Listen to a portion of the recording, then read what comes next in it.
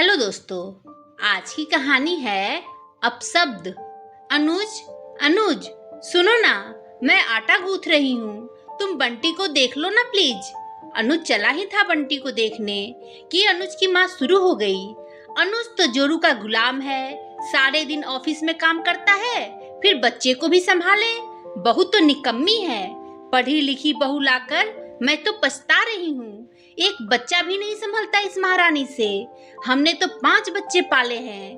अनुज माँ के डर से अपने बेडरूम में चला जाता है और टीवी देखने लगता है। बहू बेचारी पहले आटे के हाथ धो बंटी को फ्रेश करती है, फिर बेडरूम में जाकर अनुज से पूछती है, तुम इतना भी सहयोग नहीं कर सकते अनुज? कान लगाकर सुन रहे ससुर बहू के रूम से निकलते ही शुरू हो जाते हैं भड़काने। कैसे बर्दाश्त करता है तू इसे? हम तो एक पल भी नहीं कर सकते। पढ़ी लिखी है तो पति से काम कराएगी क्या? किस बात का गुरूर है इसे? घर का काम भी नहीं होता, बच्चा भी नहीं संभलता।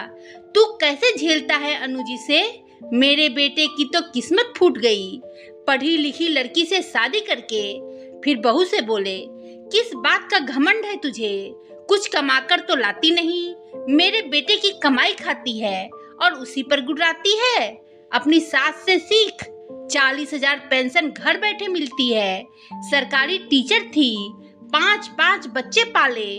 मेरे बेटे को जहर दे दे, लेकिन पीछा छोड़ इसका। इससे तो अच्छा किसी अनपढ़ से शादी करते हम अपने बेटे की। बहू रोते हुए अपने कमरे में चली जाती है।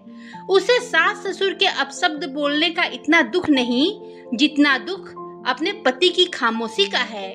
क्यों नहीं अनुज ने कहा कि उसे कोई समस्या नहीं अपनी बीवी से, तो आप क्यों बतंगर बना रहे हैं जरा सी बात का? क्यों चुपचाप सुनता रहा अनुज अपनी बीवी की बुराई? क्या गुनाह किया मैंने?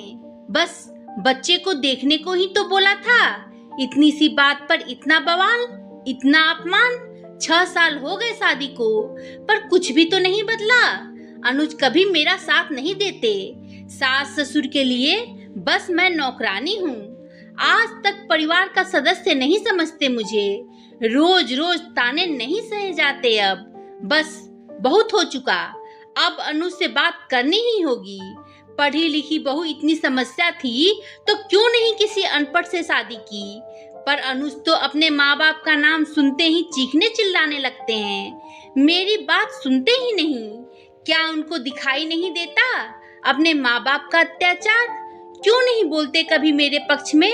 अगर पति साथ दे तो ससुराल में किसी की हिम्मत नहीं पत्नी का अपमान करने की। यह भी तो घरेलू हिंसा है। रोज रोज मानसिक शोषण।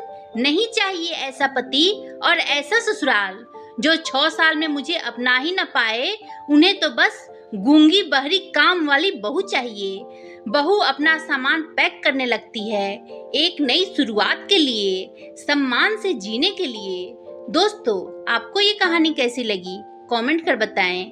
कहानी पसंद आई हो तो लाइक शेयर करें और मेरे चैनल को सब्सक्राइब करना ना भूलें। धन्यवाद दोस्तों।